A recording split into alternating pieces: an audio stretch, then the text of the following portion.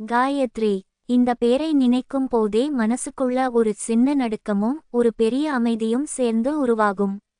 அவளை பற்றி சொல்லணும்னா அவ ஒரு அழகான கவிதை மாதிரி. ஆனா அந்த கவிதைக்குள்ள யாருக்கும் தெரியாத ஒரு ஆழமான சோகமும் தனிமையும் மறைஞ்சிருந்தது. அவளை பார்க்கும்போது அவளோட அழகுக்கு பின்னாடி இருக்கிற அந்த ஏக்கம் தான் என்னை ரொம்பவே ஈர்த்துச்சு. ஓ, என்னை பற்றி சொல்லலையே. என் பேரு அமுதன். எனக்கு 25 வயசு. நான் சொந்தமா ஒரு கம்ப்யூட்டர் சர்வீஸ் சென்டர் நடத்திட்டு இருக்கேன்.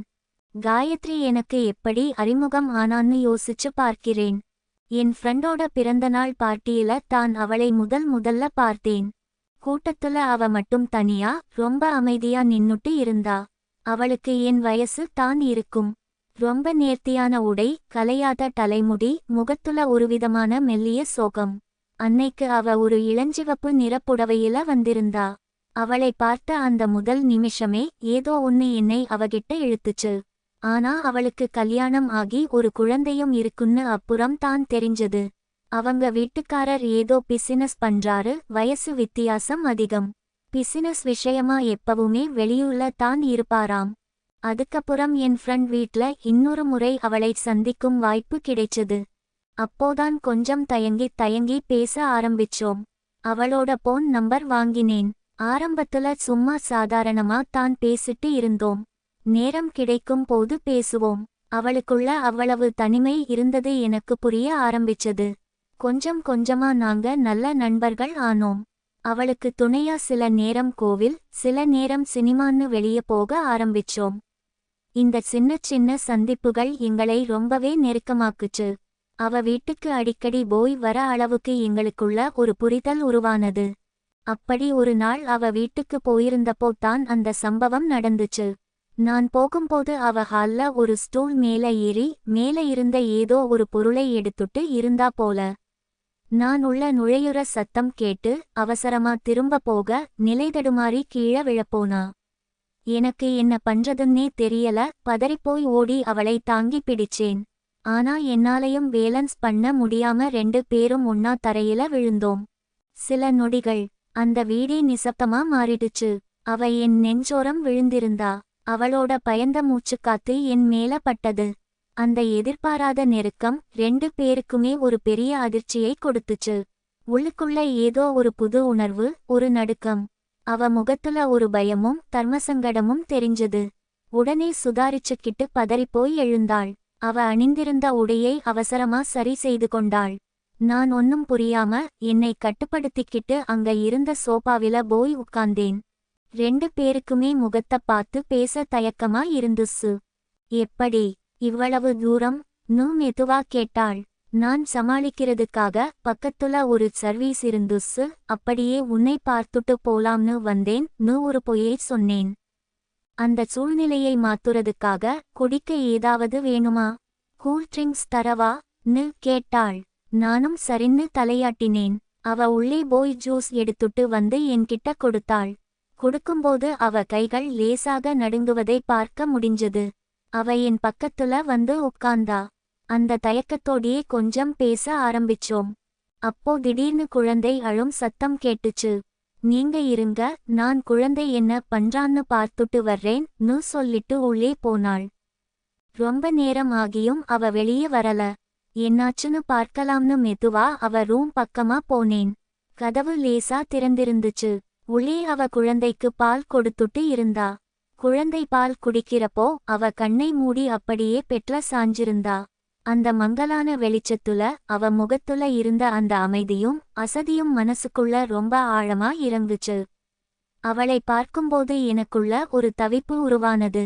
அவளுக்கு ஆதரவா இருக்கணும், அவளை அரவணைக்கணும்னு மனசு ரொம்பவே துடிச்சது. ஆனா அதே சமயம் எனக்குள்ள ஒரு நடுக்கம். உள்ளே போலாமா வேணாமான்னு யோசிச்சுட்டு இருக்கும்போதே எதிர்பாராத விதமா அவ மொபைல் அடிச்சது. பதறிப்போய் கண் முழித்தவள் நான் வாசல்ல நிற்பதை பார்த்துட்டாள். ஒரு நிமிஷம் 2 பேருக்கும் இடையில ஒரு ஆழமான அமைதி. நான் உடனே சுதாரிச்சுக்கிட்டு, காயத்ரி, ரொம்ப நேரம் ஆச்சே, அதான் கிளம்பலாம்னு சொல்ல வந்தேன் வார்த்தைகளை தடுமாறிக்கிட்டே சொன்னேன். அவ போனை அட்டெண்ட் பண்ணிட்டு இருங்க சொன்னா. ஆனா எனக்கு அந்த இடத்துல அதுக்கு மேல நிக்க தைரியம் இல்லை. எங்களுக்குள்ள வார்த்தைகளே இல்லாத ஒரு புது நெருக்கம் உருவானதை 2 பேருமே உணர்ந்தோம். நான் கிளம்புறேன், அப்புறம் பேசுறேன் சொல்லிட்டு அவசரமாக வெளியே வந்துட்டேன். வீட்டுக்கு வந்தும் என் மனசு என் கட்டுப்பாட்டுல இல்லை. எங்க பார்த்தாலும் அவ முகம்தான். அவ விழுந்தப்போ ஏற்பட்ட அந்த ஸ்பரிசம், அவ கண்ணுல தெரிஞ்ச அந்த தனிமை எல்லாமே என் மனசுக்குள்ள ஒரு பெரிய புயலை கிளப்பிருச்சு. நமக்கு இவ மேல ஒரு ஈர்ப்பு வருதே, இது சரியா? மனசுக்குள்ள ஒரு பெரிய போராட்டம். அந்த நேரம் பார்த்து எங்க 2 பேருக்கும் பொதுவான ஒரு தோழி என் வீட்டுக்கு வந்தாள். நான் ஏதோ யோசனையில தடுமாறிட்டு இருந்ததை பார்த்துட்டு, என்னடா ஆச்சு உனக்கு? ஏன் ஒரு மாதிரி இருக்கன்னு கேட்டாள். நான் மறைக்க பார்த்தும் அவ விடல. கடைசியா என் மனசுல இருந்ததை, காயத்ரியை பத்தின என் ஏக்கத்தை அவகிட்ட உள்ளிட்டேன். அவ அதை கேட்டு ரொம்பவே கோபப்பட்டாள். அடப்பாவி, அவளுக்கு கல்யாணம் ஆயிடுச்சுடா. அவ வாழ்க்கையில ஏற்கனவே நிறைய கஷ்டம் இருக்கு, நீ வேற ஏண்டா குழப்பத்தை உண்டாக்குற?ன்னு திட்டினாள். இல்லடி, நான் வேணும்னு எதுவும் பண்ணல. அவளை பார்க்க மனசுக்குள்ள ஒரு பரிதவிப்பு வருதுன்னு என் நிலையை விளக்கினேன். அவ கொஞ்சம் சமாதானமாகி, அதெல்லாம் விடு, நாளை மறுநாள் அவளுக்கு பிறந்த நாள். அவளுக்கு நிம்மதியா வாழ வழிய விடு. முடிஞ்சா ஒரு நல்ல நண்பனா ஏதாவது கிஃப்ட் மட்டும் கொடுன்னு சொல்லிட்டு போனாள். அடுத்த நாள் காயத்ரிக்கு போன் பண்ணேன். மனசுக்குள்ள ஒரு பெரிய தயக்கத்தோட, நாளைக்கு நீ ஃப்ரீயா இருந்தா என் வீட்டுக்கு வர முடியுமா? சின்னதா ஒரு கெட் டுகெதர் ஏற்பாடு பண்ணிருக்கேன்னு கூப்பிட்டேன். அவளும் எந்த சந்தேகமும் இல்லாம கண்டிப்பா வர்றேன்னு சொன்னாள். அடுத்த நாள் சாயங்காலம் காயத்ரி என் வீட்டுக்கு வந்தாள். அவ வந்த விதம் என்னை ஒரு நிமிஷம் மூச்சு முட்ட வச்சது. ரொம்ப அழகான ஒரு லைட் கலர் புடவையில ஒரு தேவதை மாதிரி வந்திருந்தாள். அவளை வரவேற்று சோபாவில் அமர வச்சேன். யாரையும் காணோம், நான் மட்டும் தான் வந்திருக்கேனா?ன்னு ஆச்சரியமாக கேட்டாள். ஆமா, உனக்கும் உன் ஃப்ரெண்டுக்கும் மட்டும் தான் சொல்லியிருந்தேன். அவளுக்கு அவசர வேலைன்னு சொல்லிட்டான்னு சமாளிச்சேன்.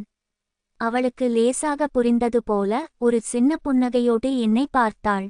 நான் அவளை டைனிங் டேபிள் பக்கமா கூட்டிப் போய் ஒரு பெரிய கேக்கை காட்டினேன். ஹாப்பி பர்த்டே காயத்ரி என்றேன். அவ அதை பார்த்துட்டு அப்படியே பிரமிச்சு நின்னுட்டா. அவ கண்கள்ல கண்ணீர் முட்டிட்டு நின்னுச்சு. எப்படிடா? முற்றுப்புள்ளி. எனக்கே என் பிறந்த நாள் மறந்து போச்சு என்று குரல் தழுதழுக்கச் சொன்னாள். ஒருவேளை ரொம்ப வருஷமா யாரும் அவளுக்கு இப்படி ஒரு ஆச்சரியம் கொடுத்திருக்க மாட்டாங்கன்னு தோணுச்சு. அவ சந்தோஷத்தோட கேக் வெட்டினாள். முதல் பீஸ் எனக்கு ஊட்டி விட்டாள். நான் அவளுக்கு ஊட்டி விடும்போது லேசாக அவ முகத்தில் கேக்கை பூசினேன். அவளும் சிரித்துக்கொண்டே என் முகத்தில் பூச, நான் மீண்டும் அவளை சீண்ட போனேன். அவ தடுப்பதற்காக தன் கையை உயர்த்தி என் கையை பிடித்தாள். அந்த நொடி, அந்த விளையாட்டு அங்கேயே நின்றது. என் கைகள் அவளின் கைகளோடு பிணைந்திருக்க, நாங்கள் இருவருமே அமைதியாகிவிட்டோம். அவளின் கண்களில் நான் இதுவரை பார்த்திராத ஒரு புதுவிதமான தவிப்பும் சம்மதமும் தெரிந்தது. அவளுக்காக வாங்கி வைத்திருந்த பரிசை அவளிடம் கொடுத்தேன். இப்போ பிரிக்காத, வீட்டுக்கு போய் பிரிச்சு பார்ன்னு சொன்னேன். அவளும் சிரித்துக்கொண்டே வாங்கிக் கொண்டாள். பிறகு இருவரும் சாப்பிட அமர்ந்தோம். சாப்பிடும் போது கொஞ்சம் விளையாட்டுத்தனமாக பேசிக்கொண்டிருந்ததில் கிரேவி தவறுதலாக அவள் புடவையில் பட்டுவிட்டது. ஐயோ, வாஷ் பண்ணிட்டு வர்றேன் என்று சொல்லி அவசரமாக பாத்ரூம் சென்றாள். அவள் திரும்பி வந்தபோது புடவையின் முந்தானையை துடைத்துவிட்டு கொஞ்சம் கலைந்த கூந்தலோடு வந்தாள். அந்த நிமிடத்தில் அவளின் அந்த தோற்றம் என் மனதின் கட்டுப்பாடுகளை எல்லாம் உடைத்தது. நாங்கள் மீண்டும் சாப்பிட அமர்ந்தோம். டிவியில் ஒரு மென்மையான பாடல் ஓட்டிக்கொண்டிருந்தது. அவளின் பார்வை என்னையே சுற்றி கொண்டிருந்தது. திடீரென்று அவள் தன் கையை மெதுவாக என் கையின் மேல் வைத்தாள். அந்த ஒரு ஸ்பரிசம் இத்தனை நாட்களாக நாங்கள் இருவருமே அடக்கி வைத்திருந்த எல்லா எல்லைகளையும் உடைத்து எறிந்தது. நான் அவளின் கையை இறுக்கமாக பிடித்துக்கொண்டேன். அவளால் தன் உணர்ச்சிகளை கட்டுப்படுத்த முடியவில்லை. அவள் கண்களில் கண்ணீர் நிரம்பியிருந்தது, ஒரு தீராத தனிமையின் கண்ணீர் அது. நான் அவளை மெதுவாக என் அருகில் இழுத்து ரொம்பவே ஆழமாக ஆதரவாக அணைத்துக்கொண்டேன். அவள் என் தோளில் சாய்ந்து சிறுபிள்ளை போல அழுதாள். அந்த நிமிடம் எங்களுக்குள் இருந்தது காமம் அல்ல, வருடக்கணக்காக யாருடைய அன்போ அரவணைப்போ இல்லாமல் தவித்த ஒரு பெண்ணின் ஆழமான வலியை என்னால் உணர முடிந்தது. நான் அவளின் நெற்றியில் மெதுவாக முத்தமிட்டு அவளை அமைதிப்படுத்தினேன். அன்றைய மாலை எங்கள் இருவருக்குள்ளும் ஒரு பெரிய மௌனமான உரையாடலை நடத்தி முடித்திருந்தது. சிறிது நேரம் கழித்து அவள் தன்னை ஆஸ்வாசப்படுத்திக் கொண்டு புறப்பட்டாள். அவள் போன பிறகு எனக்குள் ஒரு பெரிய குற்றவுணர்ச்சி. நான் நடந்துகிட்டது தப்புதானோ, என்னை மன்னிச்சிடு அவளுக்கு மெசேஜ் அனுப்பினேன். ரொம்ப நேரம் கழித்து அவளிடம் இருந்து பதில் வந்தது. பரவாயில்லை, நான் பண்ணதும் தப்புதான். ஆனா எனக்கும் அந்த நேரம் அந்த அரவணைப்பு தேவைப்பட்டுச்சு. அதான் நானும் எதுவும் சொல்லல என்று சொல்லியிருந்தாள். அவளுடைய அந்த பதில் எங்கள் உறவை இன்னொரு தளத்திற்கு கொண்டு சென்றது. நாங்கள் வாங்கியிருந்த அந்த கிஃப்ட் பற்றி பேசினோம். நான் அவளுக்காக ரொம்ப ஆசையாக பார்த்து பார்த்து வாங்கிய ஒரு அழகான உடை அது. அவள் கணவர் அவளுக்கு பிடித்த மாதிரி உடை உடுத்தக்கூட அனுமதிப்பதில்லை என்ற வலி அவள் வார்த்தைகளில் இருந்தது. உங்களுக்கு நேரம் இருந்தா நாளைக்கு என் வீட்டுக்கு வர முடியுமா என்று அவளே அழைத்தாள். எனக்குள்ள ஒரு தயக்கமும் அதே சமயம் அவளை பார்க்க வேண்டும் என்ற ஏக்கமும் இருந்தது. அடுத்த நாள் காலையில் அவள் வீட்டிற்குச் சென்றேன். அவள் எனக்காக காத்திருந்தாள். உள்ளே சென்றதும் நான் பார்த்த காட்சி என் மனதை உருக வைத்தது. அவள் மிகவும் அழகாக தலை நிறைய மல்லிப்பூ வைத்துக்கொண்டு ஒரு மென்மையான இளஞ்சிவப்பு நிற உடையில் நின்றிருந்தாள். என்ன இது, இவ்வளவு அழகா என்று ஆச்சரியமாக கேட்டேன். அவளின் கண்கள் மீண்டும் கலங்கின. என் பிறந்த நாளுக்கு எனக்கு இவ்வளவு சந்தோஷம் கொடுத்தீங்க. இன்னைக்கு எனக்காகவும் எனக்கு பிடிச்சவங்களுக்காகவும் நான் இப்படி இருக்கணும்னு ஆசைப்பட்டேன் என்றாள் தழுதழுத்த குரலில். நான் அவளை நெருங்கி அவளின் இரு கைகளையும் பிடித்துக்கொண்டேன். காயத்ரி என்று நான் சொல்லத் தொடங்கும் முன்பே அவள் என் நெஞ்சில் சாய்ந்து கொண்டாள். என்னை அப்படியே கொஞ்சம் இறுக்கமா பிடிச்சுக்கோ அமுதன். முற்றுப்புள்ளி. எனக்கு இந்த அரவணைப்பு ரொம்ப வருஷமா கிடைக்கல என்று தேம்பி தேம்பி அழுதாள். அவளின் கண்ணீர் என் சட்டையை நனைத்தது. நான் அவளை குழந்தையைப் போல் அணைத்துக் கொண்டேன். அந்த அறையில் மல்லிப்பூவின் வாசனை நிறைந்திருக்க நாங்க 2 பேரும் ரொம்ப நேரம் அப்படியே நின்றிருந்தோம். அத்தனை வருட தனிமையையும் வலியையும் அந்த ஒரு நீண்ட அணைப்பில் அவள் கொட்டித் தீர்த்தாள். அவளின் முகத்தை தாங்கி அவளின் கண்ணீரை துடைத்து அவள் நெற்றியில் ஆழமாக முத்தமிட்டேன். அன்றைய நாள் உடல்களை தாண்டி 2 மனங்களும் ரொம்ப ஆழமாக பிணைக்கப்பட்ட நாளாக மாறியது. அதன் பிறகு எங்கள் உறவு ஒரு அமைதியான இரகசியமான உலகமாக மாறியது. இன்னொரு நாள் நான் அவள் வீட்டிற்கு போயிருந்தபோது ஒரு சோர்வான மதிய நேரம். வீடே ரொம்ப அமைதியாக இருந்தது. அவள் குழந்தையை தூங்க வைத்துவிட்டு தலைக்கு குளித்துவிட்டு வந்தாள். நான் மெதுவாக அவளின் அருகில் சென்று அவளின் ஈரமான கூந்தலை துவாலையால் துடைத்து விட்டேன். அவள் கண்ணை மூடி அந்த சின்ன அன்பான செயல்களை முழுமையாக உணர்ந்து அனுபவித்தாள். என் கைகள் அவளின் தலையை மென்மையாக வருட அவள் என் மடியில் சாய்ந்து கொண்டாள். இது சரியா தப்பா என்ற கேள்விகள் எல்லாம் எங்களுக்குள் எப்போதோ செத்துவிட்டன. அவளுக்கு தேவைப்பட்ட அந்த நேசமும் எனக்கு அவளின் மேல் இருந்த அந்த அளப்பரிய காதலும் எங்களை பிரிக்க முடியாதபடி கட்டி போட்டுவிட்டது.